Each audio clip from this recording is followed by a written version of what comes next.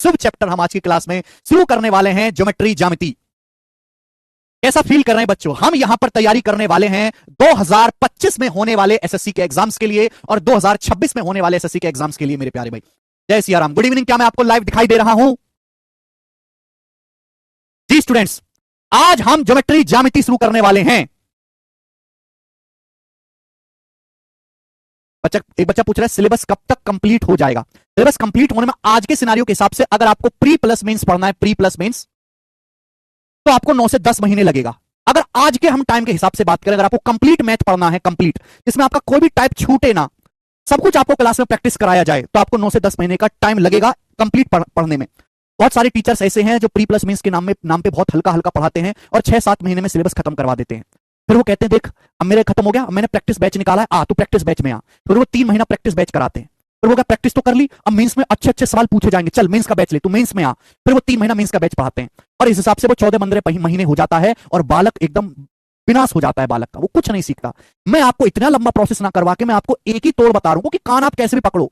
अगर आपका मैथ कमजोर है, कान आप कैसे भी पकड़ो, किसी भी रास्ते से जाओ, पूरा मैथ सीखने में आपको पूरा सिलेबस कंप्लीट करने में 9 से 10 महीने लगेगा अगर आपका मैथ कमजोर है। ठीक है? अगर आपका मैथ बहुत अच्छा है तो आपको लाइव क्लास की जरूरत ही नहीं है, आप रिकॉर्डेड क्लास लेके पढ़ो। बहुत सारे बच्चे बीटेक अच्छे कॉलेज से पढ़ रखे हैं, एनआईटी से पास है, आईआईटी से पास है, हाई फाई बच्चा है, वो रिकॉर्डेड क्लास से मेरे दोस्तों एक दिन में 4-4 वीडियो देखेगा 1.5x 2x की स्पीड में, वो 3-4 महीने में सिलेबस खत्म कर सकता है। लेकिन ऐसे बच्चों की संख्या बहुत कम है, बहुत थोड़े। ज्यादातर बच्चे आर्ट साइड वाले, बीएससी वाले, बीकॉम वाले, कॉमर्स वाले, ये वाले बच्चे। अब उन्होंने कभी जिंदगी में ज्योमेट्री नहीं पढ़ा, उन्होंने मेंसुरेशन नहीं पढ़ा, उनकी कैलकुलेशन कमजोर है, उन्होंने प्रोबेबिलिटी, परमुटेशन, कॉम्बिनेशन कुछ नहीं पढ़ा, उनको टेबल्स याद नहीं है, वो दशमलव की गुणा नहीं जानते। तो आप ऐसे बच्चे को झूठा दिलासा दो, हाँ बेटा तुम मेंस क्लियर करने लायक 4 महीने में तैयार हो जाएगा, तो ऐसा झूठा दिलासा ना दिया जाए किसी को भी। वास्तविकता यही है कि अगर आप बिलो एवरेज पढ़ने में हैं तो आपको 9 से 10 महीने का समय लगेगा पूरा गणित तैयार करने में। अंग्रेजी तैयार करने में आप बिलो एवरेज अंग्रेजी में 7 से 8 महीने का समय लगेगा। और जीएस है, जीएस तो आप कितना भी समय पढ़ते रहें, ठीक है ना, तो ये आप मान के चले कि अभी से आप इतना समय लगाओगे। ठीक है बच्चों? कुछ बच्चे मेंसुरेशन के बारे में पूछ रहे हैं तो उसका प्रिज्म की मैं सेपरेट क्लास लगाऊंगा, मेंसुरेशन की मैं 2 सेपरेट क्लास लगाऊंगा, वो परेशान ना हो। ठीक है भाई? अब मेरे प्यारे बच्चों, हमने आज से शुरू किया है एडवांस मैथ। एडवांस मैथ में ये सब चैप्टर्स हैं जो आपके सामने लिखे हुए हैं, ये उन चैप्टर्स के नाम हैं जो एडवांस मैथ में आपके सामने लिखे हुए। कितने चैप्टर हैं? पहला ज्योमेट्री, दूसरा मेंसुरेशन, तीसरा त्रिकोणमिति, चौथा हाइट एंड डिस्टेंस, फिर ये अलजेब्रा, क्वाड्रेटिक इक्वेशन और निर्देशांक ज्यामिति। अगर मैं मान के चलूं मेरे प्यारे भाई, तो मेंसुरेशन 2 टाइप की होती है, 2D और 3D। मेंसुरेशन 2 प्रकार की है, 2D और 3D, लेकिन मैं इसको एक ही यूनिट मान के चलता हूं। कौन सा कलर चलेगा इसमें? व्हाइट। 2 टाइप के होते हैं मेंसुरेशन, 2D और 3D, लेकिन चलो इसको हम एक ही मान लेते हैं, ठीक है ना। ट्रिग्नोमेट्री, हाइट एंड डिस्टेंस मेरे प्यारे भाई, ये एक ही हम चैप्टर मान लेते हैं, ट्रिग्नोमेट्री, हाइट एंड डिस्टेंस को एक ही, और अलजेब्रा, द्विघात समीकरण एक ही हम मान लेते हैं, ठीक है ना, निर्देशांक ज्यामिति। यानी कि एडवांस मैथ में केवल आपके 5 चैप्टर हैं, 1 2 3 4 5 चैप्टर्स हैं। हम आपकी जानकारी के लिए बता दें, बहुत सारे बच्चों को यह सुन के दिल में धक्का भी लगेगा, कुछ बच्चे नाराज भी होंगे जिनको एडवांस मैथ पसंद नहीं है या जो एडवांस मैथ नहीं पढ़ते हैं। इन 5 चैप्टर्स का वेटेज पेपर में 50%, लगभग 50% है, अराउंड 50% से ज्यादा ही रहता है, लगभग 50%। यानी कि आप कोई भी सरकारी परीक्षा उठाइए अच्छे लेवल की जो होती है, हर अच्छे लेवल के पेपर में एडवांस मैथ पूछा जाता है और एसएससी के सभी एग्जाम में एमटीएस को छोड़कर एडवांस मैथ पूछा जाता है। 50% क्वेश्चन एडवांस मैथ के, यानी कि इन 5 चैप्टर्स के होते हैं। अगर आप प्री का पेपर दोगे तो प्री में 25 क्वेश्चन आएंगे और 25 में से 12 से 13 क्वेश्चन डायरेक्ट एडवांस मैथ के होंगे। सीपीओ का पेपर दोगे तो सीपीओ में 50 क्वेश्चन आएंगे और सीपीओ में 28 से 29 क्वेश्चन, 28 से 30 क्वेश्चन तक एडवांस मैथ के होंगे, एडवांस मैथ के। अब सीडीएस का पेपर उठाओगे तो 100 क्वेश्चन, सीडीएस डिफेंस के पेपर में 100 क्वेश्चन आते हैं और 100 में से 70-80 क्वेश्चन एडवांस मैथ के होंगे। आप मेंस का पेपर दीजिएगा, मेंस का एग्जाम, चाहे आप सीजीएल का मेंस दें, आजकल प्री क्वालिफाइंग नौकरी मेंस के दम पे लगती है। मेंस में 30 क्वेश्चन आते बेटा और 30 में से 16-17 क्वेश्चन एडवांस मैथ के रहने वाले हैं। यानी कि इन 5 चैप्टर की हैसियत बहुत बड़ी है, बहुत बड़ा वेटेज इनका है, बहुत बड़ा। अब मैं आपको यहां दिखाता हूं मेरे दोस्त, ये देखिए, ये अर्थमेटिक मैथ के चैप्टर्स हैं, ये देख रहे हैं, ये अर्थमेटिक मैथ के चैप्टर है मेरे प्यारे भाई, अंक गणित के चैप्टर्स। देखिए कितने ज्यादा हैं, 1 2 3 4 5 6 7 8 9 10 11 12 13 14 15 16 17। प्रोबेबिलिटी, परमुटेशन, कॉम्बिनेशन भी अगर मैं इसमें ऐड कर दूं, प्रोबेबिलिटी, परमुटेशन, कॉम्बिनेशन भी है ना, और इनके भी सब पार्ट ऐड कर दूं, जैसे प्रॉफिट लॉस में हम डिस्काउंट ऐड कर दें, डिस्काउंट है ना, यहां पर रेस ऐड कर दें, इंस्टॉलमेंट ऐड कर दें, तो ये कुल मिला के 25 चैप्टर्स हो जाते हैं, 25 चैप्टर्स, 25 चैप्टर ये हो जाते हैं, 25 चैप्टर अर्थमेटिक मैथ में। और इन 25 चैप्टर से मेरे दोस्तों 50% वेटेज है इनका, और एग्जाम में इनका जो वेटेज रहेगा वो लगभग 50% ही रहेगा। यानी कि आप ये समझो कि यहां पर इन 25 टोटल प्री के पेपर में, भी हम प्री की बात से अगर मैं आपको बताऊं तो प्री का एग्जाम, आप कोई भी प्री का एग्जाम दीजिए, आज के एग्जाम में 25 क्वेश्चन आते हैं, भारत के किसी भी एग्जाम में, ये भी स्टैंडर्ड उन्होंने बना रखा है। 25 में से अर्थमेटिक के मेरे दोस्तों 11-12 क्वेश्चन रहेंगे, 11-12, यानी कि एक तरफ अर्थमेटिक मैथ में 25 सवाल में से 25 चैप्टर में से 12 क्वेश्चन पूछे जा रहे हैं, और एक तरफ एडवांस मैथ के 5 चैप्टर्स में से 12-13 सवाल पूछे जा रहे हैं। तो आप बताओ कौन सी, किसकी औकात ज्यादा बड़ी है, किसकी हैसियत ज्यादा बड़ी है? आप हमें ये बताइए, एडवांस मैथ की, अंकगणित की, सॉरी एडवांस मैथ की। एडवांस मैथ के हर चैप्टर से जनरली 3-3, 2-2, 3-3 सवाल आते हैं, 3-3 सवाल आते हैं मेरे प्यारे भाई। यही जीरो टू हीरो बैच है, टॉपर्स ने रिकमेंड किया है, ठीक है। एडवांस मैथ के हर चैप्टर से जनरली 3-3 सवाल आते हैं, और अर्थमेटिक मैथ के हर चैप्टर से एक एक सवाल आता है। एक एक सवाल आने के बावजूद भी कुछ चैप्टर्स ऐसे हैं, अब 25 चैप्टर से 11-12 सवाल डालना है, यानी कि आधे चैप्टर है अर्थमेटिक मैथ के स्किप हो जाते हैं, उनसे पेपर में कोई सवाल आता ही नहीं है। जैसे कि कई बार होता है एज का कोई सवाल एग्जाम में नहीं आ पाता, पार्टनरशिप का कोई सवाल नहीं आ पाता, एलिगेशन का कोई सवाल नहीं आ पाता, पाइप सिस्टम का कोई सवाल पेपर में नहीं आ पाता, ऐसा बहुत बार होता है। एलसीएम एचसीएफ का कोई सवाल पेपर में नहीं आ पाता। तो अर्थमेटिक मैथ के आधे से ज्यादा चैप्टर को, चैप्टर ज्यादा है, पेपर में सवाल इसके कम डालने, तो आधे से ज्यादा चैप्टर सफा चट हो जाते हैं, जिनकी आपको शकल देखने को ही नहीं मिलती। लेकिन मेरे प्यारे बच्चों, एडवांस मैथ में ऐसा नहीं है। अभी कुछ ही दिन पहले, हफ्ते भर पहले सीएचएसएल का पेपर हुआ है, सीएचएसएल का 2024 का। आप में से कितने बच्चों ने सीएचएसएल का पेपर दिया है, हमें बताओ। आप में से कितने बच्चों ने सीएचएसएल 2024 का पेपर दिया है, ये बताइए मेरे प्यारे भाई। अगर आपने सीएचएसएल का पेपर दिया हो, या हमने अपने टेलीग्राम चैनल पे फ्री आंसर की इसकी डलवाई है, ठीक है भाई, वहां से आप इसकी आंसर की डाल के देखिएगा, तो सीएचएसएल 2024 में 8 सवाल आए, हर शिफ्ट में 8 सवाल, केवल किससे? ज्योमेट्री और मेंसुरेशन से 8 सवाल, 2 चैप्टर से 8 सवाल। अर्थमेटिक मैथ के 10 चैप्टर से 8 सवाल नहीं आएगा, यहां पे 2 चैप्टर से 8 सवाल आया है, मात्र इन 2 चैप्टर से 8-8 सवाल। सर्कल से 3-3 सवाल आया है, 3-3 क्वेश्चन। एडवांस मैथ बहुत जरूरी है। सीएचएसएल का पेपर 12th लेवल पे होता है, 12th लेवल पे, ठीक है ना। मेंसुरेशन 3D की प्रिज्म जो आपका रह गया, प्रिज्म और हेमिस्फीयर, उसकी मैं 2 सेपरेट क्लास लगाऊंगा अलग से, उसका आप निश्चिंत रहे, 2 सेपरेट क्लास में उसकी लगाऊंगा, मॉर्निंग में सेपरेट रहे, 2 क्लास में हो जाएगा खत्म। अभी आप यहां पर ध्यान दें। अब बताओ, आप ये बताओ कि कोई बच्चा जो ज्योमेट्री मेंसुरेशन को पसंद नहीं करता, जो इससे दूर भागता है, क्या उसका कभी भी सिलेक्शन हो पाएगा? आप बताओ, एक बच्चा, भाई मुझे पता है लोगों को पसंद नहीं होता, लोगों को अर्थमेटिक मैथ ज्यादा पसंद होता है। क्यों पसंद होता है अर्थमेटिक मैथ? क्योंकि देखा दिखाया है, बचपन से नंबर्स तो देखता है, अब सर्कल, त्रिभुज, वर्ग, क्षेत्रफल ये सब बहुत कम पढ़ा है, जीवन में कभी देखा नहीं, पसंद नहीं है। आपकी पसंद ये निर्धारित नहीं करती, आपकी पसंद के हिसाब से पेपर नहीं आने वाला, आपकी पसंद का आपका फूफा एग्जामिनर नहीं बैठा है वहां पेपर में। आपको पसंद हो या ना हो, ये बात आप अपने दिमाग में बैठा लीजिए, बिल्कुल फिट कर लीजिए कि अगर आपको एग्जाम निकालना है एसएससी का, तो कुछ पढ़ो या ना पढ़ो, सबसे पहले इन चैप्टर का आपको बंटाधार करना पड़ेगा, वरना ये आपको डुबा देगा। ये आपको डुबा देंगे 2 चैप्टर, ज्योमेट्री मेंसुरेशन के 8 सवाल, ये आपको डुबा देगा। होने वाला है नहीं सिलेक्शन कतई भी। एक जमाना ऐसा था जब मुखर्जी नगर में केवल ज्योमेट्री मेंसुरेशन के 2 चैप्टर सीखने के लिए अलग से बैच चलता था, 3000 रुपए की फीस होती थी।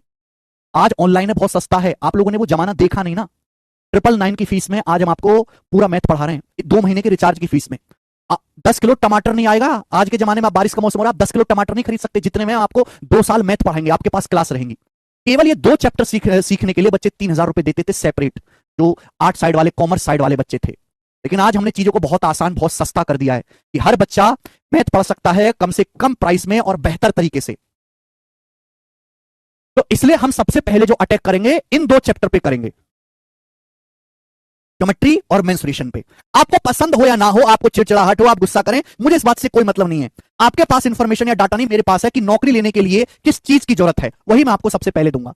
तो हम यहां पे जो शुरुआत करेंगे ज्योमेट्री में, ये कोई छोटा मोटा चैप्टर नहीं है कि आप इसको हल्का कोई चैप्टर समझो। दिस इज नॉट अ छोटा मोटा चैप्टर। अगर चैप्टर से सवाल ज्यादा आ रहे हैं तो चैप्टर की लेंथ भी बहुत ज्यादा होगी। ध्यान सुनिएगा, मेरे जमाने में तो 9वीं क्लास में जो ज्योमेट्री आती थी, आज वो 10वीं क्लास में पहुंच गई है। भाई आज बच्चे पढ़ना नहीं चाहते, बच्चे आजकल सोशल मीडिया के अपंग पैदा हो रहे हैं, दिमाग से अपंग बालक, विकलांग बालक पैदा हो रहे हैं, दिमाग से, मस्तिष्क से। तो भैया सरकार ने भी कि इनके बस की तो है नहीं पढ़ना, तो चलो 10वीं में डाल दी। तो 9वीं क्लास में, जो आजकल 10वीं में है, 9वीं क्लास में जो ज्योमेट्री पढ़ी थी हमने मेरे दोस्तों, वो दोबारा से आपको पढ़नी है पूरी पूरी। और मेरे जमाने में तो ज्योमेट्री की एक सेपरेट किताब होती थी, आज मुझे नहीं पता क्या, पूरी एक सेपरेट किताब होती थी। और जब हम ट्यूशन पढ़ने जाते थे, ट्यूशन, तो टीचर साहब बहुत ही कम पढ़ना होता था, उसमें केवल थ्योरम, सवाल नहीं करने होते, थ्योरम पढ़नी होती थी, सवाल तो बहुत कम थे। 6 महीने तक टीचर ट्यूशन में पढ़ाता था, 6 मंथ तक, 6 महीने तक। अगर आपने ट्यूशन में पढ़ा होगा, स्कूलों में तो बुरा हाल है। तो बेटे, यानी कि आपको 9वीं क्लास की पूरी ज्योमेट्री का यहां पे दोबारा रिवीजन करना है।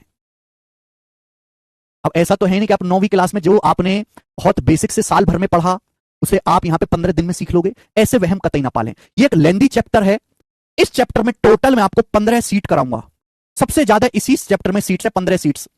15 सीट मेरे प्यारे भाई, 15 सीट इस चैप्टर में होंगी। और इन 15 सीट में मिलाकर 700 से ज्यादा सवाल मैं आपको करवाऊंगा। 700 प्लस, 750 से ज्यादा, 750 से ज्यादा क्वेश्चंस मैं आपको यहां पर हल करवाऊंगा। 750 प्लस क्वेश्चन इन 15 सीट में मिलाकर लगभग 750 सवाल मैं आपको हल करवाऊंगा मेरे प्यारे भाई। मैं आपको जिस बैच के बारे में बता रहा हूं ना कि मुखर्जी नगर में आज से कुछ साल पहले, 6-7 साल पहले 3000 रुपए में ज्योमेट्री मेंसुरेशन के 500 सवाल पढ़ाए जाते थे। उन 500 सवालों को पढ़ने के लिए बच्चा किराया लगा के आता था। मैं आपको बहुत मेहनत के साथ प्रीवियस ईयर के हर एग्जाम के 750 क्वेश्चंस करवाऊंगा। ये प्री प्लस मेंस होगा। ऐसा नहीं कि आपको मेंस में कुछ अलग से पढ़ना पड़ेगा। पता नहीं बच्चे इस चीज पे क्यों नहीं जोर देते कि प्री के लिए पढ़ना आसान है। प्री के लिए पढ़ना आसान है, असली मेहनत तो मेंस में जाके होती है बेटा। उसका कोई फायदा नहीं कि आप जल्दी जल्दी प्री का पढ़ लो फिर मेंस का पढ़ो और आपका मेंस ही ना निकले। 15 सीट होंगी, 750 ज्यादा क्वेश्चंस में कराऊंगा और लगभग जो है इसकी 50 क्लास होंगी। 50 क्लास, 50 क्लासेस मेरे दोस्तों इसकी होंगी। 50 क्लासेस इस चैप्टर की मान के चलिए, इससे कम में नहीं पढ़ सकते आप ये, क्योंकि इस चैप्टर में आपको त्रिभुज भी पढ़ना है, त्रिभुज पूरा पढ़ना है। 10 तरह का त्रिभुज है, त्रिभुज पूरा पढ़ना है आपको। क्वालिटल चतुर्भुज भी पढ़ना है और आपको सर्कल वृत्त भी पढ़ना है, और वो भी छोटा मोटा नहीं, बहुत डिटेल में, बहुत डिटेल में पूछा जाता है।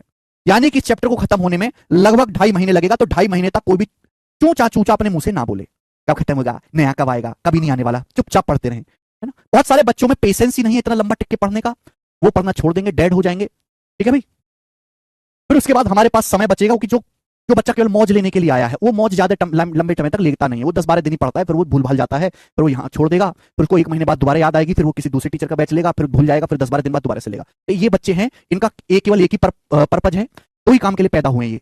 एक तो जो जनगणना होती है उनमें जनगणना गिरवाने के लिए, सुबह शाम खाना खाने के लिए, और तीसरा हर महीने माँ बाप से पैसे लेकर टीचरों को देने के लिए, बस। और इनका कोई मकसद नहीं है। ठीक है। तो 2.5 महीने का इसमें समय लगेगा पूरा चैप्टर खत्म होने में।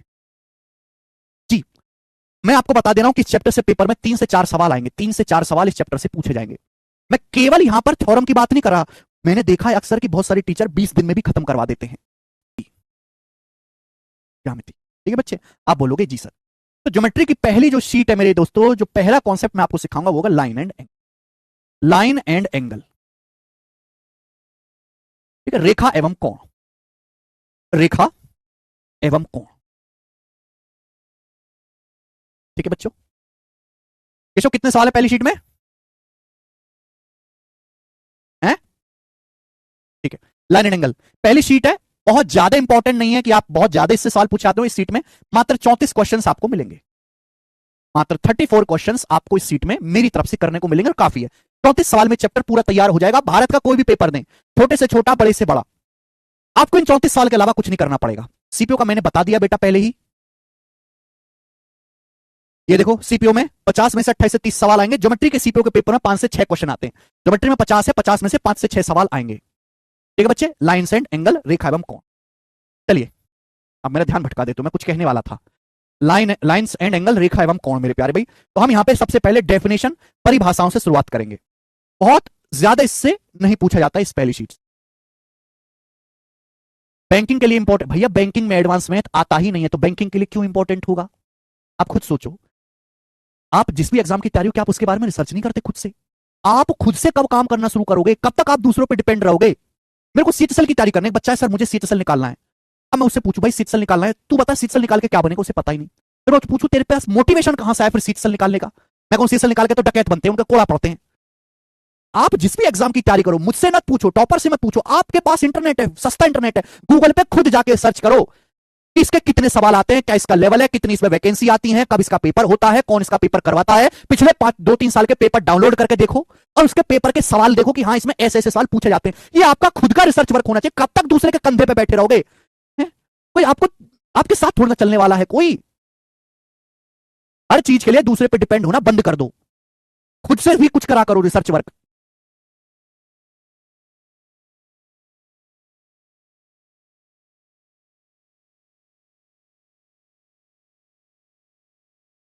रेलवे का पेपर देना, पता नहीं रेलवे का पेपर कब होता है, रेलवे की वैकेंसी आ गई, अगले 5 साल तक कोई वैकेंसी नहीं आने वाली, दे लो रेलवे का पेपर। ये सब चीज आपको पता होनी चाहिए, खुद से रिसर्च करना है आपको, ये कोई दूसरा नहीं बताएगा। ऐसे तो 100 एग्जाम है, 50 एग्जाम है, हर बच्चे को अलग अलग करना है। मैं 50 एग्जाम की डिटेल बता लूं, महीने भर तक ये चलता रहेगा। फिर यू हैव टू रिसर्च, आप जिसका आप में इंटरेस्ट है उसकी रिसर्च आप खुद करें। ठीक है, 3 से 4 सवाल इस चैप्टर से पूछे जाते हैं, सीजीएल में, सीपीओ में 5 सवाल आते हैं। चुपचाप आपको शुरू से एंड तक पढ़ना है, बिना कुछ बोले। कमेंटबाजी कम से कम करनी है। एक मैं आपको बताऊं कि टॉपर्स बनने की सबसे पहली निशानी क्या होती है? They do not comment, they do not exist. Topper कभी कोई कमेंट नहीं करते, ना ही एग्जिस्ट करते हैं। पहली बात, जिस बच्चे ने कमेंट किया वो टॉपर बना ही नहीं, वो कभी एग्जिस्ट नहीं करते, वो गायब रहते हैं। अचानक से जब रिजल्ट आता है तो मैसेज करते हैं, sir I am selected, I am inspector. जो बच्चा बार बार कमेंट, छोटी छोटी छोटी छोटी बातों पे खुद को इन्वॉल्व रखेगा, पढ़ने की बजाय आधा ध्यान उसका कमेंटबाजी करने में, ऐसे लोगों का कोई सिलेक्शन नहीं होता। तैयारी करने वाले मात्र 1% बच्चों का ही सिलेक्शन होना है, यही कड़वी सच्चाई है। 99% का सिलेक्शन नहीं होना है। अब इसमें सरकार दोषी नहीं है कि आप ये कहने लगे हैं सीट बढ़ानी चाहिए, नहीं, 99% लायक ही नहीं है सिलेक्शन लेने के, क्योंकि वो कभी उतने डेडिकेटेड ही नहीं थे। मात्र 1% ही लायक बच्चे होते हैं और उन्हीं का सिलेक्शन होता है। ठीक है, चलिए, जैसे ये बिल्कुल जीरो लेवल है, जीरो लेवल मेरे प्यार भी जीरो लेवल, ध्यान सुनेगा, जीरो लेवल, जीरो लेवल से 80% लेवल तक की तैयारी करने में आपको सपोज 4 महीने लगता है, 4 मंथ, ध्यान से सुनिएगा। जीरो लेवल से 80% तक तैयारी करने में आपको 4 महीने लगता है, 4 मंथ, तो उतना ही समय, 4 महीने का ही समय 80% से 100% की तैयारी करने में लगेगा। ये खेल है, बच्चा इस खेल को समझता ही नहीं। और आज के टाइम पे अगर आपको पेपर क्लियर करना है तो कट ऑफ जाते बहुत ज्यादा है। कट ऑफ मिनिमम 80% नंबर आपको लाना होगा। 80% आप लोगों के बोर्ड में बड़ी मुश्किल से आए, बताओ 80% इस पेपर में कैसे आएंगे? और साल में एक ही बार मौका मिलेगा। 0% से 80% तक तैयारी करने में 4 महीने लगता है, लेकिन उसके बाद बच्चों का स्कोर ही पढ़ना बंद हो जाता है। इस यहां से यहां तक पहुंचने में 4 महीने का समय लगता है, 4 महीने का, ठीक है, 4 से 5 महीने का, 4 से 5 महीने का समय लगता है, 4 to 5 मंथ का, 0 से 80% तक पहुंचने में। और 80% से 100% तक पहुंचने में भी यहां बहुत सारे लड़के ये हैंडल ही नहीं कर पाते, इसलिए बहुत सारे टीचर केवल यही चीज पढ़ाते हैं, ये वाला पोर्शन पढ़ाते ही नहीं है, कि ना बच्चे पढ़ेंगे, ना उनको समझ आएगा, ना उनको कभी पता चलेगा। ये बात मान के चलिए। लेकिन मैं ऐसा नहीं हूं, मैं आपको 0% से 100% तक पहुंचाऊंगा, 9 से 10 महीने का समय लगेगा, ये मान के चलिए। जी अखिलेश तिवारी सर, अब सीपीओ का एग्जाम कब होगा? देखिए, जो भी एग्जाम इस साल जिस डेट में हुए हैं उसके 10 से 12 महीने के बाद अगले साल आपका पेपर होगा। जैसे इस बार सीपीओ का जो पेपर हुआ है वो हुआ है आपका जून में, 27-28 जून में, तो अगले साल जो सीपीओ का पेपर होगा वो अप्रैल मई जून के महीने में, इन 3 महीनों में कभी भी होगा, ये मान के चलिए, ठीक है ना। एसएससी का कैलेंडर पहले ही आ जाता है, आपका पेपर कब कब लिया जाएगा। शुरू करते हैं मेरे प्यार भी आज की कहानी। कट ऑफ बहुत हाई पहुंच गई भैया आज के जमाने में सिलेक्शन लेने के लिए। Geometry, line and angle, line side angle से शुरू करेंगे। बेसिक कॉन्सेप्ट, सबसे पहले बेसिक डेफिनेशन, इंग्लिश में लिखा हुआ है पर मैं बोलूंगा हिंदी में, और हिंदी में बोलूंगा, हिंदी में लिख भी दूंगा, हिंदी में ही समझाऊंगा। सबसे पहले आपको कुछ परिभाषा समझनी है। पॉइंट, पॉइंट या हिंदी में इसको कहते हैं बिंदु। ये पीपीटी थोड़ी खराब बनी हुई है, आगे की पीपीटी ठीक है, तो थोड़ा कलर डाल के आगे का ठीक है। पॉइंट हिंदी में कहते हैं मेरे दोस्तों बिंदु। पॉइंट क्या होता है?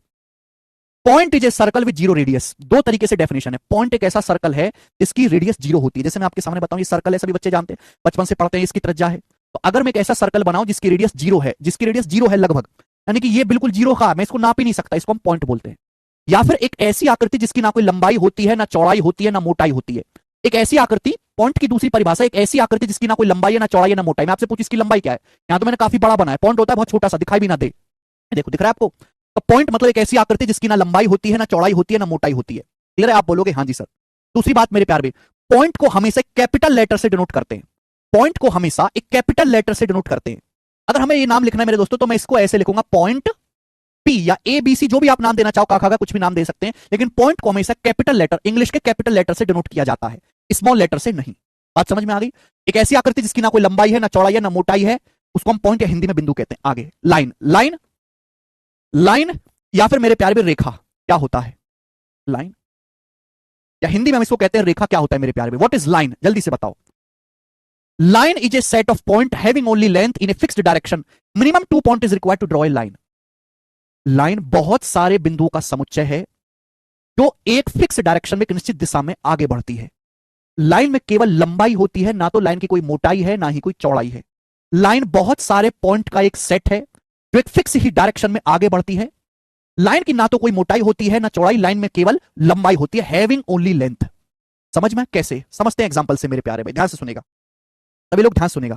सपोज मेरे दोस्त एक पॉइंट है, इसके आगे मैंने एक और पॉइंट बना दिया, इसके आगे मैंने एक और पॉइंट बना दिया, इसके आगे एक और पॉइंट बना दिया, इसके आगे एक और पॉइंट बना दिया, तो इसके आगे मैं ऐसे लाखों करोड़ों पॉइंट बनाता चला जाऊं इसके आगे, तो क्या बन जाएगी बच्चे? एक लाइन बन जाएगी, एक लाइन। यानी कि लाइन बहुत सारे पॉइंट्स का एक ग्रुप है जो एक सीधी डायरेक्शन में, एक फिक्स डायरेक्शन में आगे बढ़ते हैं, कहीं मुड़ेगा नहीं, एक सीधी दिशा में आगे बढ़ते हैं मेरे दोस्तों। लाइन का ना तो कोई स्टार्टिंग पॉइंट होता है ना एंड पॉइंट। लाइन कहां जाके खत्म होगी नहीं पता, इसलिए तीर जा रहा है। ये लाइन शुरू कहां से हुई नहीं पता। लाइन का ना तो कोई स्टार्टिंग पॉइंट होता है और ना ही कोई एंड पॉइंट होता है।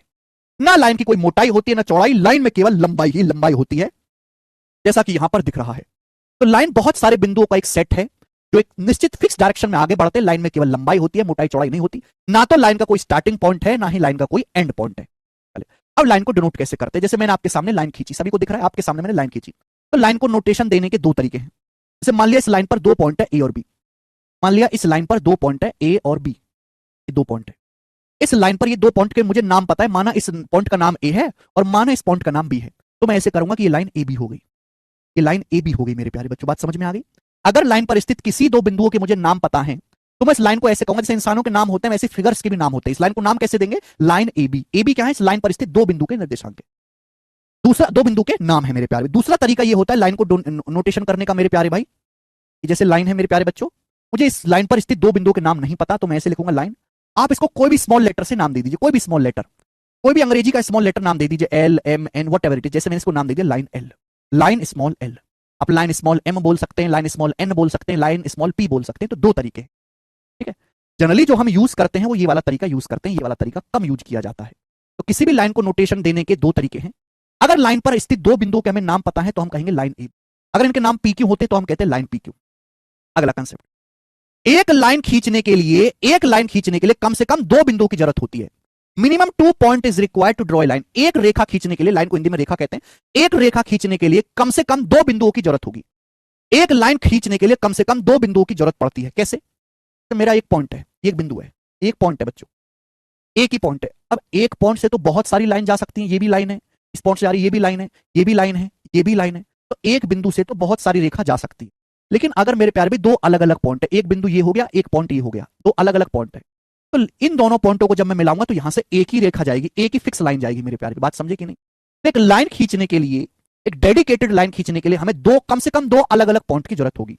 कम से कम दो अलग अलग पॉइंट की जरूरत होगी एक लाइन खींचने के लिए। कंसेप्ट सभी को समझ में आ गया? एक रेखा खींचने के लिए कम से कम हमें दो बिंदुओं की आवश्यकता होती है। नमस्ते भाई। भाई ये तो बहुत छोटी बात है, इसमें समझने में इतना टाइम वेस्ट ना करें। आगे चलते हैं, रे। आगे चलते हैं मेरे प्यारे भाई, रे यानी कि हिंदी में इसको कहते हैं किरण। सब लोग अपनी कॉपी में हेडिंग डालेंगे रे, या हिंदी में हम लोग इसको कहते हैं किरण। कितने बच्चे जानते हैं रे के बारे में? किरण, रे यानी कि किरण। रे और लाइन में बहुत हल्का सा फर्क है। मैंने आपको क्या बताया? मैंने आपको बोला कि लाइन का ना तो कोई स्टार्टिंग पॉइंट होता है ना ही कोई एंड पॉइंट होता है। लाइन मेरे प्यारे भाई इधर और उधर, लाइन कहां पे खत्म होगी नहीं पता, तीर उधर चल रहा है। लाइन मेरे प्यारे भाई कहां से शुरू होगी नहीं पता। लेकिन प्यारे बच्चों, किरण में ऐसा नहीं है। लाइन और रे में बस एक ही फर्क है, रे has a fix starting point but has not a fix and point. रे एक ऐसी लाइन है जिसका एक फिक्स स्टार्टिंग पॉइंट होता है। हमें ये तो पता है कि ये कहां से शुरू हुआ, लेकिन हमें ये नहीं पता कहां पे जाके खत्म होगा। बस यही फर्क है, इसको हम बोलते हैं रे। रे किरण, जैसे सूरज की किरण होती है, सूरज की किरण सूरज से निकलती है, पृथ्वी तक पहुंचती है, तो हमें स्टार्टिंग पॉइंट तो पता है कि किरण सूरज से निकली, लेकिन वो किरण कहां पे जाके रुकेगी ये हमें नहीं पता। ठीक है बच्चों? तो रे has a fix starting point. रे या फिर किरण का एक फिक्स स्टार्टिंग पॉइंट होता है, एक निश्चित शुरुआती बिंदु होता है कि भाई यहां से शुरुआत होगी, लेकिन खत्म कहां पे होगी, इसका एंड पॉइंट कहां है वो हमें नहीं पता होता। समझ में आया? आप बोलोगे हाँ जी सर समझ में आया। अब रे को हम नोटेशन कैसे देते हैं, रे का हम नामकरण कैसे करते हैं? माने इस लाइन का इस रे का स्टार्टिंग पॉइंट ए है और इस रे पर कोई पॉइंट बी है। इस रे पर माना कोई दूसरा बिंदु भी है, स्टार्टिंग पॉइंट ए है, स्टार्टिंग पॉइंट पता होना चाहिए। तो इसको नाम देने का जो तरीका है, नाम लिखने का, वो ये है रे ए बी, रे ए बी। लेकिन मेरे प्यार भी ध्यान रखेगा, हम ए से बी की तरफ बढ़ रहे हैं ना, ए स्टार्टिंग पॉइंट है, एंड पॉइंट हमें नहीं पता एंड पॉइंट कहां है, तो ए से बी की तरफ ऐसे तीर चलाना होता है, ऐसे तीर चलाना, ये तीर चलाना पड़ेगा, इसको हम बोलते हैं रे। हिंदी में लिखिए सर जी। सौरभ कुमार जी, मैं हिंदी में एक ही बात को 5 बार बोलता हूं। आपको अंग्रेजी नहीं पसंद है, आप खुद से लिख लीजिए, मैं 5 बार बोलता हूं। आप हिंदी नहीं लिख पाते हैं तो फिर ये तो बड़ी, अंग्रेजी भी कमजोर, हिंदी भी कमजोर, फिर तो आपका कुछ नहीं। मैंने बात 5 बार बोली कि रे यानी कि किरण एक ऐसी सेगमेंट जिसका स्टार्टिंग पॉइंट, जिसका शुरुआती बिंदु निश्चित होता है लेकिन एंड पॉइंट, आखिरी बिंदु फिक्स नहीं होता। ठीक है मेरे प्यारे बच्चों, इसको हम रे किरण कहते हैं। आप बोलोगे हाँ जी सर बिल्कुल सही, कोई भी दिक्कत नहीं है। आगे चल, नेक्स्ट कॉन्सेप्ट। सभी को समझ में आया मेरे प्यारे बच्चों? किसी को कोई परेशानी? आगे चलेंगे सब लोग। अगला कॉन्सेप्ट सब लोग हेडिंग डालेंगे लाइन सेगमेंट। सब लोग अपने कॉपी में हेडिंग डालेंगे line segment. Line segment Hindi में हम इसको कहते हैं रेखाखंड। हिंदी में हम इसको कहते हैं रेखाखंड। रेखा तो आप जानते हैं लाइन, और खंड मतलब टुकड़ा। खंड मतलब क्या होता है बेटा? टुकड़ा। यानी कि लाइन सेगमेंट मतलब रेखा, लाइन का एक टुकड़ा। अभी अभी मैंने आपको समझा दिया मेरे प्यार में, एक लाइन है, दिस इज ए लाइन, ये एक रेखा है। जस्ट अभी मैंने आपको समझाया कि एक लाइन है, इसका ना तो कोई स्टार्टिंग पॉइंट है ना ही कोई एंड पॉइंट है, दोनों तरफ बढ़ती जाएगी। पूरी दुनिया का पेपर खत्म हो जाएगा लेकिन ये खत्म नहीं होगा। ठीक है बच्चों, ये लाइन है। अब इस लाइन पर मैं कोई भी लेंथ ले लेता हूं। सपोज मुझे इस लाइन का ये टुकड़ा लेना है, ये टुकड़ा, मुझे केवल यही टुकड़ा लेना है, ये टुकड़ा। माना कि ये पॉइंट पी है, ये पॉइंट क्यों है? ये पी क्यों क्या है? पी क्यों इस लाइन का एक टुकड़ा है, खंड है। पी क्यों इस लाइन का एक सेगमेंट है, इस लाइन का एक टुकड़ा है, एक खंड है। जैसे होता है ना, हमारे पास बहुत लंबा फीता होता है नापने के लिए, उसमें से हमने 1 फुट काट लिया तो 1 फुट क्या हो जाएगा? उस फीते का एक टुकड़ा हो जाएगा। तो इसी तरीके से एक लाइन है और हमने उसमें से एक टुकड़ा काट लिया, इसी को हम कहते हैं, यानी कि मुझे बाकी इस लेंथ से कोई मतलब नहीं है। इसी को मेरे दोस्तों, यानी कि इसी को हम लाइन सेगमेंट कहते हैं। तो लाइन सेगमेंट का मतलब, लाइन सेगमेंट एक फिक्स लेंथ होती है, फिक्स लेंथ होती है मेरे प्यार भी, फिक्स लेंथ। इसको हम नाप सकते हैं, इसको हम पैमाने से नाप सकते हैं। लाइन सेगमेंट को लिखने का तरीका ये होता है, line segment P Q, line segment P, ये इसको लिखने का तरीका। रेखाखंड पी क्यू है, सभी को समझ में आया? बस यहां पे इंपॉर्टेंट बात यह है कि लाइन सेगमेंट की, रेखाखंड की एक फिक्स लंबाई होती है, एक निश्चित लंबाई होती है, जिसे आप पैमाने से नाप सकते हैं कि भाई 5 सेंटीमीटर है, 6 है, 10 है, 12 है, आप नाप सकते हो। सभी को कॉन्सेप्ट क्लियर हो गया? A line with a fix length, बिल्कुल सही बोला प्रतीक यादव जी ने, a line with a fix length. अब एक बात बताओ, बार बार ये सेगमेंट शब्द लिखने में परेशानी होगी ना? हम इतनी सारी थ्योरम पढ़ेंगे, इतने सारे सवाल करेंगे, हमें बार बार line segment PQ, line segment PQ लिखने में लंबा पड़ेगा, बार बार लिखना पड़ेगा।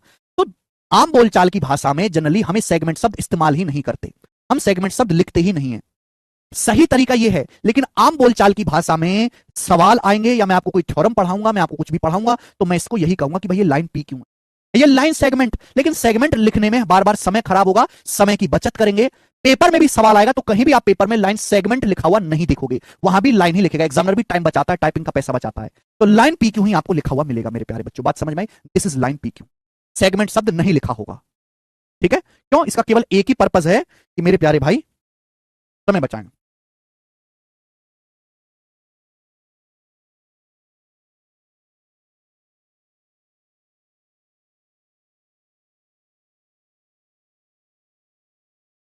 अनुराग साहू सर बेसिक से पढ़ा। अनुराग साहू और कौन सा बेसिक से पढ़ाएं भाई? और क्या बेसिक चाहिए तुमको भाई? इससे बेसिक क्या होगा? इससे नीचे बेसिक नहीं है। अगर आप 9वीं क्लास का ट्यूशन भी पढ़ोगे ना, तो भी ट्यूशन में भी मास्टर इससे ऊपर ही पढ़ाएगा। आप ट्यूशन जाके पढ़िए एक बार, हद होती है यार। हमने आपको बिंदु बताया, हमने आपको रेखा पढ़ाया, हमने आपको किरण पढ़ाया, हमने आपको रेखाखंड पढ़ाया।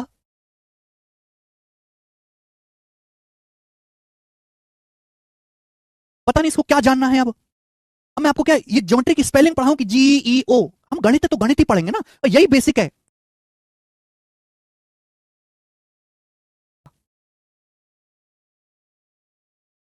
अभी तो कुछ पढ़ाया ही नहीं है। वाकई में ये जो कोरोना वाले बालक इतने कमजोर हैं कि इनके लिए मैं ये लिखता हूं ना, लाइन सेगमेंट, ये लिखना भी इनके लिए बेसिक से ऊपर है। लाइन सेगमेंट लिखना भी बेसिक से ऊपर है। मैंने कलम उठा के यहां बोर्ड पे कुछ लिखने के लिए ऐसे शुरुआत करी ना, कुछ लिखने के लिए, ये भी इनके लिए बेसिक से ऊपर है। कोरोना वाले बालकों का ये हाल है, क्योंकि ये वो बालक हैं जिनको हिंदी लिखना भी नहीं आता। मैं स्कूल में गया था, 12वीं क्लास के बालक, लिटरली 12वीं क्लास के बालक निर्देशांक ज्यामिति को लिख नहीं पा रहे थे, निर्देशांक ज्यामिति शब्द लिख नहीं पा रहे थे 12वीं क्लास के बाद। अब उनको लिए एक लाइन खींचना भी बेसिक से ऊपर है, लेकिन ऐसा है नहीं। मैं पढ़ाऊंगा बेसिक से, लेकिन मैं केवल बेसिक नहीं पढ़ाने वाला, बेसिक से ही पढ़ाऊंगा लेकिन केवल बेसिक नहीं पढ़ाने वाला। 2 साल ही है मोहित शर्मा। ठीक है जी, लाइन सेगमेंट। आगे चलेंगे। अब सब लोग अपनी कॉपी में हेडिंग डालेंगे मेरे प्यारे भाई, एंगल्स। सब लोग अपनी कॉपी में हेडिंग डालेंगे बेटा, एंगल्स। एंगल, एंगल, हिंदी में कौन, हिंदी में कौन, हिंदी में कौन। ठीक है बेटे? बताओ क्या होता है बेटा एंगल्स? देखो, जब भी दो रेखाएं मिलेंगी, जब भी दो लाइन मिलेंगी, जैसे ये लाइन है, एक एक दूसरी लाइन है, जब भी दो लाइन मिलेंगी तो उनके बीच में मेरे दोस्तों कुछ ना कुछ ये झुकाव होगा। ये झुकाव कम ज्यादा, यहां थोड़ा झुकाव कम है। अब ये दो लाइन ऐसे मिली मेरे प्यारे भी, ऐसे, इनके बीच में झुकाव थोड़ा सा ज्यादा हो गया। तो जब भी दो लाइन मिलती हैं तो उनके बीच में झुकाव बनता है। झुकाव कम ज्यादा कैसा भी हो सकता है, डिपेंड ऑन लाइन। तो एंगल क्या होता है मेरे प्यारे भी? एंगल का मतलब है दो रेखाओं के बीच झुकाव को, दो रेखाओं के बीच झुकाव को कौन कहते हैं? बस सिंपल सी परिभाषा। आप 10वीं क्लास में पढ़ोगे तो वहां बहुत टेक्निकल परिभाषा, लेकिन वो टेक्निकलिटी में नहीं जाना, हमें कॉन्सेप्ट क्लियर करना है। दो रेखाओं के बीच झुकाव को कौन कहते हैं? Inclination between two lines is called angle. दो रेखाओं के बीच झुकाव को कौन कहते हैं? कौन, कौन कहते हैं? ठीक है ना बेटा? और सिंपल सी बात, दो रेखाओं के बीच झुकाव को हम लोग क्या कहते हैं? कोण कहते हैं। Inclination between two line is called angle. ये देख लीजिए, यहां पे लिखा हुआ है मेरे प्यारे भाई, ठीक है ना, अंग्रेजी में। इंक्लिनेशन, इंक्लिनेशन मतलब झुकाव, inclination between two lines is called angle. दो रेखाओं के बीच झुकाव को कोण कहते हैं। दो रेखाओं के बीच झुकाव को कोण कहते हैं मेरे प्यारे बच्चों। बात समझ में आई? आप बोलोगे हाँ जी सर बात समझ में आ गई है, कहां गया ये, हमें इसमें कोई परेशानी नहीं है, आपने अंग्रेजी हिंदी दोनों में हमको बताया है। Inclination between two line is called angle, दो रेखाओं के बीच झुकाव को कोण कहते हैं, दैट्स इट। अब मेरे प्यार भी समझिएगा डिटेल में। अब बड़े बूढ़ों के साथ, हमारे बड़े बूढ़ों के साथ ये समस्या आती है कि कोण नापे कैसे, हमें कैसे पता चलेगा कि इन दो रेखाओं के बीच झुकाव ये है। जैसे हम वजन तो नापते हैं किलो में, है ना, हम दूध भी नाप लेते हैं लीटर में, हम लंबाई भी नाप लेते हैं किलोमीटर में, कोण नापे कैसे? भैया हर चीज को नापने का कुछ ना कुछ तरीका इंसान ने बनाया। लंबाई किलोमीटर में नापेंगे, मीटर में, वजन ग्राम किलोग्राम में नापेंगे, दूध पानी नापेंगे लीटर में। तो ऐसे ही कोण नापने का एक तरीका निकाला, डिग्री। डिग्री ये सर्वसम्मति से, कहीं से आया नहीं, इंसान ने अपनी मर्जी से बनाया ये। तो भाई अगर हम एक पूरा चक्कर घूमते हैं, अगर हम एक पूरा चक्कर घूमते हैं तो एक पूरा चक्कर 360 डिग्री का होता है। कितने डिग्री का? 360 डिग्री का मेरे प्यारे। कंप्लीट जो चक्कर आप घूमोगे, यानी एक पूरा राउंड जो कोण होगा वो 360 डिग्री का होगा। 360 डिग्री का मेरे प्यारे बच्चे, समझ में आया? आप बोलोगे हाँ सर ये फिक्स है, ये कहीं से प्रूफ नहीं किया गया। अब आपको कहने लगे कि 1 किलो का बाट इतना बड़ा क्यों होता है, इतना बड़ा क्यों नहीं होता 1 किलो का बाट? अरे बड़े बूढ़ों ने जो चीज कह दी वो हमने मान ली, वही चलती आ रही है। उन्होंने कह के मर गए कि भैया ये जो पूरा आप एक चक्कर मारोगे कितने डिग्री का होगा? 360 डिग्री का होगा। एक पूरा जो राउंड होता है, एक पूरा चक्कर 360 डिग्री कोण के बराबर होता है, ठीक है, 360 डिग्री। समझ में मेरे प्यारे बच्चों? आप बोलोगे हाँ जी सर ये पूरा एक चक्कर 360 डिग्री के बराबर है। यहां से मैं ये भी देख सकता हूं, अगर मैं इसके 4 बराबर हिस्से कर दूं, मैंने अभी समझा कि पूरा चक्कर 360 डिग्री का होता है, मैं इसके 4 बराबर हिस्से कर दूं, 4 बराबर हिस्से, ये हो गया। ये पूरा तो कितने का डिग्री का है? पूरा 360 डिग्री का है। पूरा चक्कर कितने का होता है? कंप्लीट राउंड 360 डिग्री का। मैंने 4 बराबर टुकड़े कर दिए, तो हर एक टुकड़ा कितने का होगा? 90 डिग्री का। ये भी 90 डिग्री का होगा। 360 के 4 टुकड़े कर दिए, ये भी 90 डिग्री का होगा, ये भी 90 डिग्री का होगा। 90 डिग्री, क्लियर है? तो आपने बचपन में चांदा भी देखा होगा, चांदे में डिग्री बना होता है ना, एक एक डिग्री का गैप बना होता है, तो हम चांदे से कोण नाप सकते हैं, ठीक है जी। तो इतना बेसिक मत बताओ, ये सब तो आता है, ज्योति जी आपको आता है। हमारे देश में कोरोना, इन्होंने डिग्री ही नहीं सुना, डिग्री शब्द ही नहीं सुना बेटा, ये तो बहुत दूर की बात है। बस करो भाई, ऐसे बालक बैच में पढ़ रहे हैं जिन्होंने आज तक डिग्री शब्द ही नहीं सुना, इनको पता ही नहीं है कि 90 डिग्री का कोण ऐसे बनता है, कोण नाम की कोई चीज होती है। ऐसे बच्चों को भी पढ़ाना पड़ता है, ठीक है ना, सबको साथ लेके चलना है। धीरे धीरे धीरे करके मैं स्पीड और लेवल बढ़ाऊंगा, धीरे धीरे करके, ठीक है बच्चे। तो कंप्लीट चक्कर 360 डिग्री का होता है, ध्यान से सुनिएगा मेरे प्यारे। क्या लिखा है? दो रेखाओं के बीच झुकाव को हम कोण कहते हैं। तो मेरे प्यारे बच्चों, एक लाइन हो गई, एक लाइन है, और दूसरी ये लाइन है, दूसरी ये लाइन है। हमने यहां पे 2 लाइन खींची मेरे प्यारे भाई। एक लाइन ये होगी ओ ए, पॉइंट ओ है ये ओ ए, और दूसरी लाइन मेरे प्यारे भाई ये होगी ओ बी।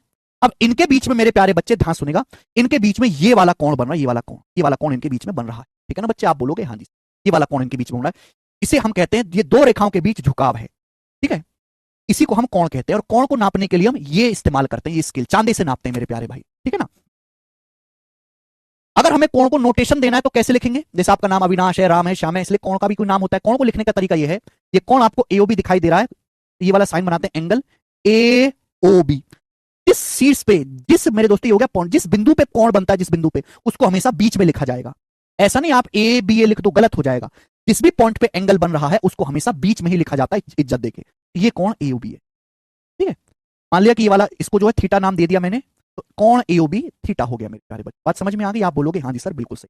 तो दो रेखाओं के बीच झुकाव को हम लोग कोण कहते हैं। यहाँ पे हमने 2 रेखाएं खींची, एओ ओ ए और ओबी, उनके बीच ये वाला कोण बन रहा है, इसको लिखने का तरीका हो गया एओबी, ठीक है बच्चे। जिस बिंदु पे कोण बनता है हमेशा उसको ही बीच में लिखा जाएगा। कोण यहां पे बन रहा है ओ पर, तो ओ को ही बीच में लिखा जाएगा, ये बात ध्यान रखिए। आगे चले नेक्स्ट कॉन्सेप्ट। तो धीरे धीरे हमें सारी परिभाषा पढ़नी पड़ेगी, बिना परिभाषा समझे हम कॉन्सेप्ट नहीं सीख सकते। सब लोग लिखेंगे angle bisector, angle bisector, angle bisector, bisector. Hindi में बेटा हम इसको कहते हैं कोण समद्विभाजक। हिंदी में हम लोग इसको क्या कहते हैं बेटे? कोण समद्विभाजक, कोण समद्विभाजक, एंगल बाइसेक्टर, कोण समद्विभाजक। बताओ बेटा क्या होता है एंगल बाइसेक्टर या फिर कोण समद्विभाजक क्या होता है? जल्दी से बताएं आप, आपको बताना पड़ेगा, और कोई चॉइस आपके पास नहीं है। कुछ तो पढ़ा होगा आपने बचपन में, एंगल बाइसेक्टर या फिर कोण समद्विभाजक क्या होता है। देखो मैथ के साथ साथ आपकी वोकैबुलरी भी कमजोर है, हिंदी की भी और अंग्रेजी की भी। नाम में ही परिभाषा छिपी हुई है।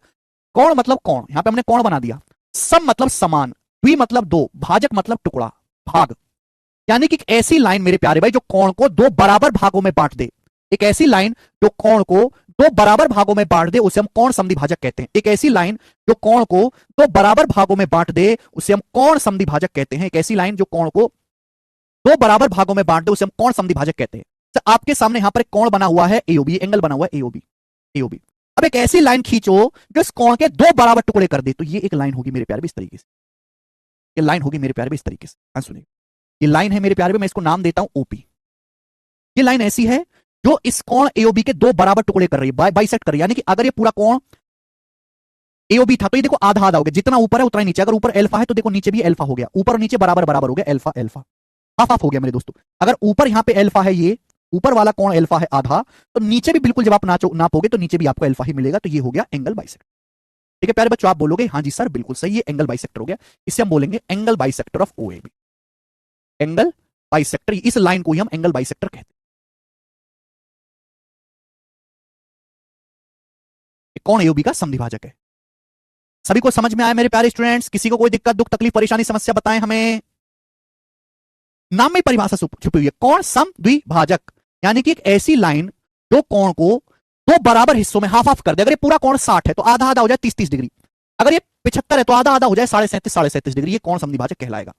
ठीक है, आगे चलते हैं मेरे प्यारे पे, ध्यान से सुनेगा सब लोग। Next concept exterior angle, next concept exterior angle, exterior angle, exterior angle next concept. जो हिंदी में हम लोग इसको कहते हैं बाह्य कोण, एक्सटीरियर एंगल बाह्य कोण, बाह्य कोण एक्सटीरियर एंगल, हिंदी में कहते हैं बाह्य कोण।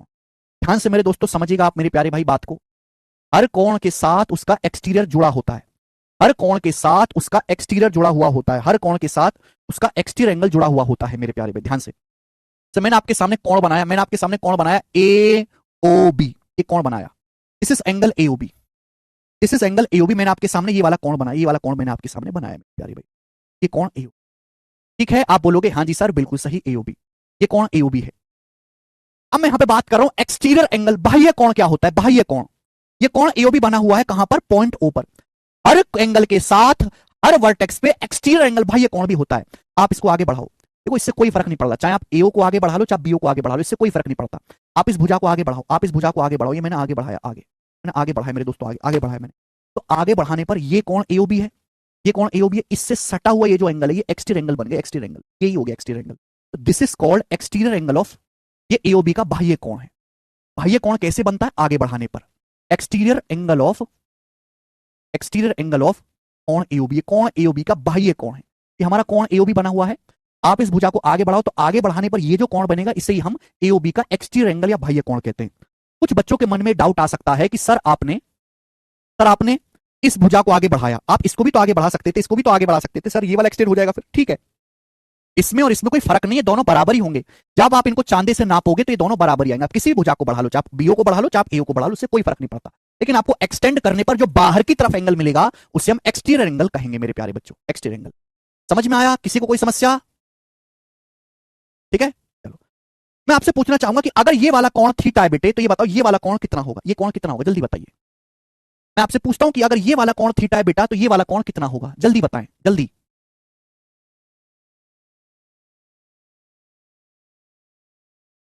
जल्दी से बताओ, अगर ये कोण थीटा है ये कितना होगा मेरे प्यारे बच्चों? वेरी गुड, बहुत सारे बच्चों को पता है 180 degree minus theta. Very good, देखिए यहां पे आ जाते हैं। मैंने आपको एक बात बताई कि पूरा जो राउंड है अगर आप एक पूरा चक्कर मारोगे तो 360 डिग्री का होगा, अगर आप एक पूरा चक्कर मारोगे। लेकिन आप पूरा चक्कर देखो, जैसे ये आप पूरा चक्कर मारोगे तो कितना हो जाएगा, 360 डिग्री का हो जाएगा। लेकिन पूरा चक्कर ना मार के आप आधा ही चक्कर मारते हो, यानी कि आधा ही कोण लेते हो, तो कितने का होगा, 180 डिग्री का। यानी कि सीधी रेखा हमेशा 180 डिग्री का कोण बनाती है। सीधी रेखा, ये सीधी रेखा बेटा स्ट्रेट लाइन, स्ट्रेट लाइन कितना कोण बना रही है यहाँ पर, 90-90 180 डिग्री का। पूरा चक्कर घूमोगे 360 डिग्री, आधा ही चक्कर घूमोगे ये, तो कितना कोण बनेगा, 180 डिग्री का। तो आपको समझना चाहिए कि सीधी रेखा है तो सीधी रेखा मतलब मेरे प्यारे में 180 डिग्री होना चाहिए टोटल, इन दोनों को जोड़ के 180 डिग्री आना चाहिए। अगर ये थीटा है तो ये कितना होगा बेटा, 180 डिग्री में से थीटा घटाना पड़ेगा, 180 डिग्री में से थीटा घटाना पड़ेगा, 180 डिग्री माइनस थीटा। सभी को कॉन्सेप्ट क्लियर? आप बोलोगे हाँ जी सर एकदम कॉन्सेप्ट क्लियर है। चलिए, तो यहां पे आपके सामने दो चीजें आ गई, एक एंगल बाइसेक्टर और मेरे प्यारे भाई दूसरा आपका एक्सटीरियर एंगल। देखो ये हमने कोण एओबी बनाया, कोण एओबी। आगे चलते हैं, बहुत प्यारा कॉन्सेप्ट मैं आपको सिखाऊंगा, मजा आएगा। अगर मैं इस साइड को आगे की तरफ बढ़ा दूं, ऐसे मैं इसको आगे की तरफ बढ़ा देता हूं, पेन से बढ़ा दूं क्या, पेन से बढ़ा, अगर मैं इसको आगे की तरफ बढ़ा दूं, आगे की तरफ, तो बेटा ये क्या बन जाएगा, ये आपका एक्सटीरियर एंगल बन जाएगा, बाह्य कोण। This is become exterior angle, बाह्य कोण बन जाएगा। हमने अंदर वाले एंगल का बाइसेक्टर खींचा, इसका जो पूरा नाम है वो होगा interior angle bisector. Interior, interior, interior का हिंदी में मतलब होता है आंतरिक, आंतरिक कोण समद्विभाजक। ये क्या है बच्चे, आंतरिक कोण समद्विभाजक। क्या है ये, आंतरिक कोण समद्विभाजक है। इंटीरियर का मतलब आंतरिक। ये कोण एओबी है, तो हमने कोण एओबी में अंदर की तरफ बाइसेक्टर खींचा, इंटीरियर एंगल बाइसेक्टर, आंतरिक कोण समद्विभाजक। लेकिन अभी अभी मैंने आपको बताया कि जब भी हम कोण की किसी भुजा को आगे बढ़ाते हैं तो आगे बढ़ाने पर बाहर की तरफ जो कोण बनता है इसे हम एक्सटीरियर एंगल कहते हैं, एक्सटीरियर एंगल। अब बच्चे जैसे हमने अंदर वाले कोण का बाइसेक्टर खींचा है, बिल्कुल उसी रिवाज से मैं बाहर वाले कोण का भी बाइसेक्टर खींच सकता हूं। ये आप बोलोगे हाँ जी सर, मैं बाहर वाले कोण का भी बाइसेक्टर खींच सकता हूं, और मैंने इसको नाम दे दिया ओ क्यू। मैंने इसको नाम दे दिया बच्चे ओ क्यू। ठीक है भाई, आप बोलोगे हाँ सर। ये क्या है, बाहर वाले कोण का समद्विभाजक है। जैसे आपके पास ये वाला कोण है, ये तो अंदर की तरफ हो गया, अब मैंने इसको बाहर की तरफ बढ़ाया, बाहर की तरफ, अब मैं ये बाहर का कोण बन गया मेरे प्यारे भाई, एक्सटीरियर एंगल बन गया। अब मैंने इसका समद्विभाजक खींचा, यानी कि एक ऐसी लाइन जो इस कोण के दो बराबर टुकड़े कर देगी, बीटा बीटा बीटा बीटा। यानी कि ऐसी लाइन है मेरे प्यारे भाई, तो ये जो बाह्य कोण बना, इस बाह्य कोण के दो बराबर टुकड़े कर देगा। ये बीटा है तो ये भी बीटा हो जाएगा। क्या आपको बात समझ में आई, समझ में आया? तो हम इसको बोलते हैं मेरे प्यारे भाई एक्सटीरियर एंगल बाइसेक्टर।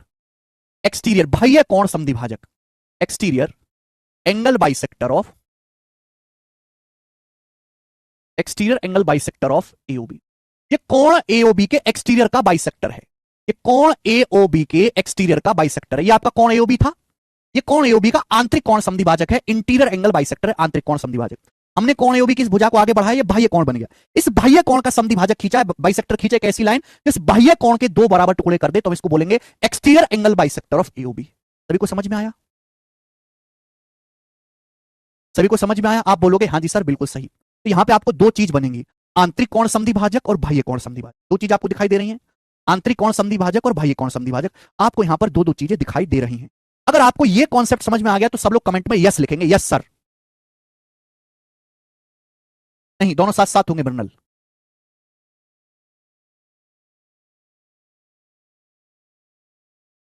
अगर आपको यह समझ में आया है तो कमेंट में यस लिखेंगे, यस।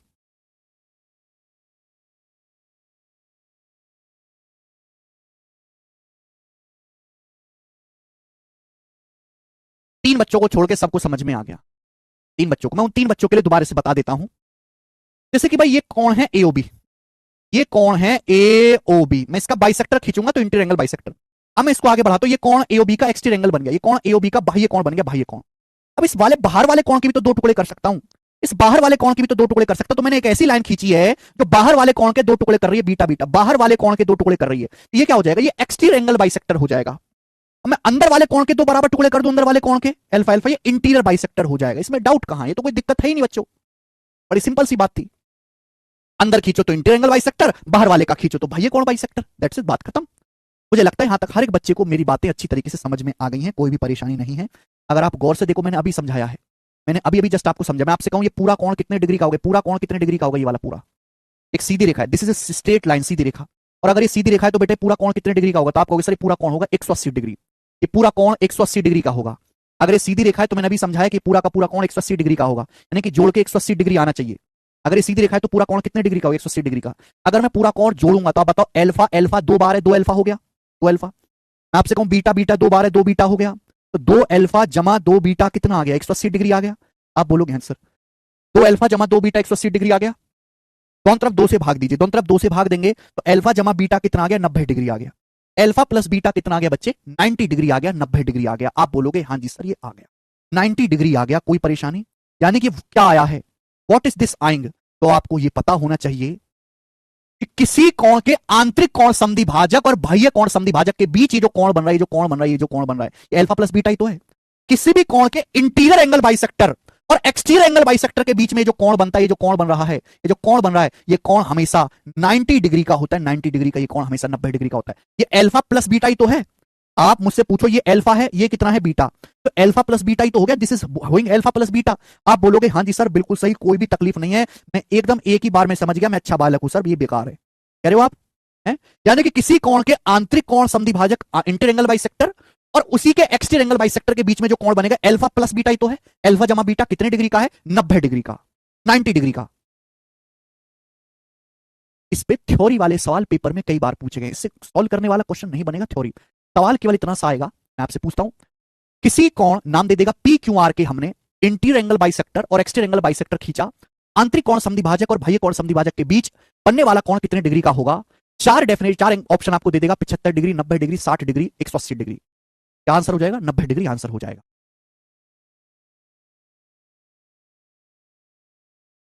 किसी भी कोण के इंटीरियर एंगल बाइसेक्टर और उसके एक्सटीरियर एंगल बाइसेक्टर बाह्य कोण समद्विभाजक का जो सम होता है वो हमेशा 90 डिग्री का होता है। ठीक है, सभी को क्या ये बात समझ में आई? आया ना?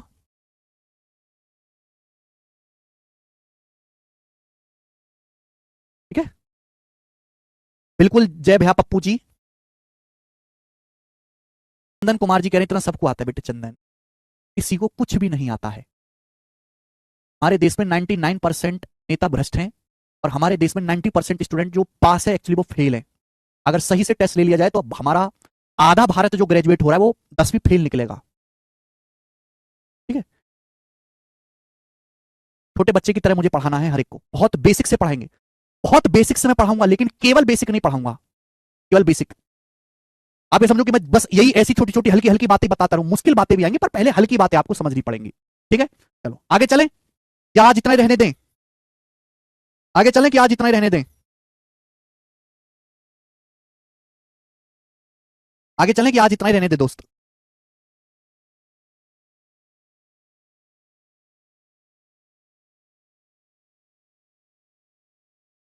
पेशेंस रखिए बेटा, मुझे मार्केट में जहरीला मास्टर ऐसी नहीं बोलते हैं। मैं यहां से उठाऊंगा बिल्कुल जीरो से और वहां पे उतार के छोड़ूंगा, आपको वहां पे लैंड कराऊंगा जहां तक आपको कोई पहुंचाएगा नहीं। आगे चले चलिए, एक मैं आपको लास्ट कंसेप्ट और बताता हूं। सब लोग अपनी कॉपी में हेडिंग डालो टाइप ऑफ एंगल्स। सब लोग अपनी कॉपी में हेडिंग डालो टाइप ऑफ एंगल्स, कोणों के प्रकार। जल्दी से करवा देते हैं, कोणों के प्रकार, टाइप ऑफ एंगल्स, कोणों के प्रकार। कोण कितने टाइप के होते हैं?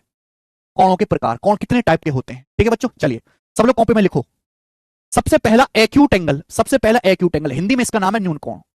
हिंदी में इसका नाम है न्यून कोण। देखो ये रटने वाली चीज नहीं है कि आप इनको रट रहे हो, ये समझने वाली चीज है। एक्यूट एंगल या फिर न्यून कोण क्या होता है? एक्यूट एंगल या न्यून कोण वो कोण होते हैं जिनका मान 0 डिग्री से 90 डिग्री के बीच में हो। जिनका मान 0 डिग्री से 90 डिग्री के बीच में होता है हम उनको एक्यूट एंगल कहते हैं। जैसे कि आपको यहां पर एक कोण दिखाया गया थीटा, एग्जांपल ले लेते हैं कि ये थीटा सपोज 37 डिग्री का कोण है, तो 37 डिग्री जो है 0 डिग्री से बड़ा है और 90 डिग्री से छोटा है। ठीक है बच्चों, तो हम इसको क्या बोलेंगे? Acute angle. अगर कोई कोण 0 डिग्री से बड़ा, 90 डिग्री से छोटा है, 0 और 90 के बीच में जितने भी कोण बनते हैं हम उन्हें एक्यूट एंगल कहते हैं। मैं आपसे कहूं 72 डिग्री, 72 डिग्री का कोण ऐसे बनेगा, लगभग 72 डिग्री का कोण ऐसे बनेगा, तो कैसा कोण है 72 डिग्री? ये एक एक्यूट एंगल है, न्यून कोण। समझ में आया? आप बोलोगे हाँ जी सर बिल्कुल सही। दूसरा right angle, right angle Hindi में इसका नाम है समकोण। हिंदी में मेरे दोस्तों इसका नाम है समकोण। समकोण हिंदी में क्या नाम है बेटा? इसका समकोण। राइट एंगल का मतलब एग्जैक्ट 90 डिग्री के कोण को, the measurement of right angle is 90 degree. Exact 90 degree के कोण को हम राइट एंगल कहते हैं।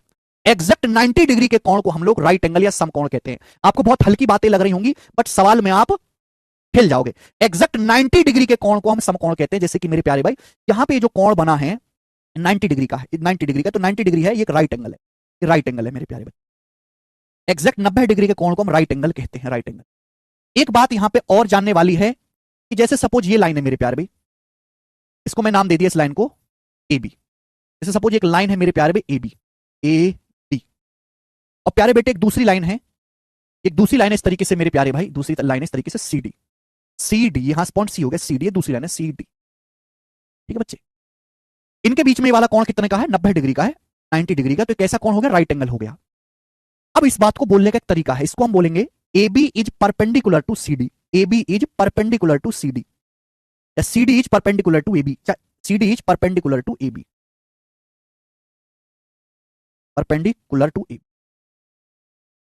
ठीक है, नाम भी तो हमको समझना, सी डी जो है वो ए बी के लंबवत है। मैं उल्टा कहूं, उल्टा भी सही है, ए बी सी डी के लंबवत है। लंबवत का मतलब होता है बीच में 90 डिग्री का कोण। अगर आपसे बोला जाता है कि दो लाइन एक दूसरे के परपेंडिकुलर है, अगर आपसे कहा जाता है कि दो लाइन एक दूसरे के परपेंडिकुलर है, जैसे कि यहां पर कहा गया है CD is perpendicular to AB, तो इसका मतलब यह है कि लाइन सीडी और लाइन एबी के बीच में ये वाला जो कोण बन रहा है, ये वाला कोण 90 डिग्री का है। क्लियर हो गया बेटा कंसेप्ट?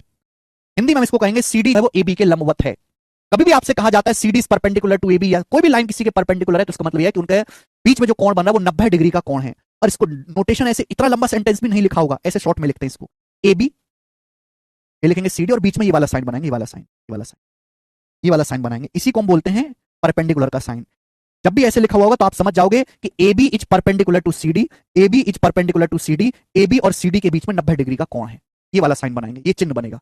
कितने लोगों ने चिन्ह नहीं देखा आज तक जिंदगी में? सच सच बताना, मैं कुछ नहीं कहूंगा, मैं टीचर हूं, मेरे दोस्तों आपके बड़े भाई की तरह हूं, सच सच बताना।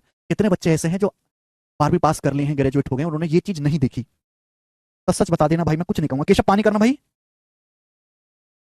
ए B is perpendicular to C D, हाँ A B perpendicular to C D, C D perpendicular to A B, दोनों सेम ही बात है भाई। ए बी सी डी के बीच में 90 डिग्री का कोण है या फिर सी डी ए बी के बीच में 90 डिग्री का कोण है, एक ही बात है।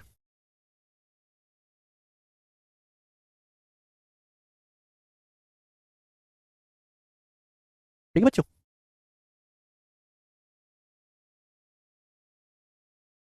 ऐसे लिखेंगे। अगर दो लेखाओं के बीच 90 डिग्री कोण है तो इस बात को शॉर्ट में लिखने का तरीका यह है। इस सवालों में भी आएगा बेटा, कभी कभी एग्जाम में भी सवाल में इस शॉर्ट में लिखता है चीजों को, आजकल समय बचाने का समय है। A B perpendicular to C D. आगे चलेंगे। तीसरा, तीसरा आपको समझना है मेरे प्यारे भाई, ऑब्टूस एंगल, या हिंदी में इसका नाम है अधिक कोण। ऑब्टूस एंगल, हिंदी में इसको हम कहते हैं अधिक कोण, अधिक कोण। तो ऑब्टूस एंगल वो एंगल होते हैं जो 90 डिग्री से बड़े होते हैं, 180 डिग्री से छोटे। 90 डिग्री और 180 डिग्री के बीच में जो कोण आते हैं उन्हें हम ऑब्टूस एंगल कहते हैं।